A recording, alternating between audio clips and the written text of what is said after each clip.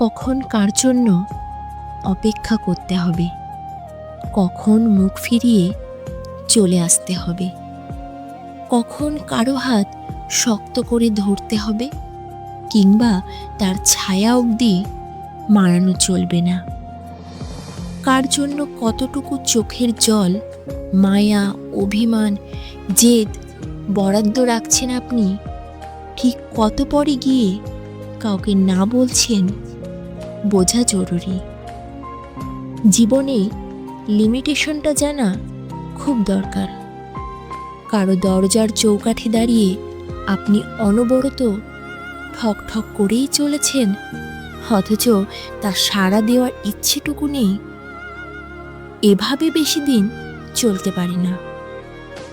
Only value those who value you.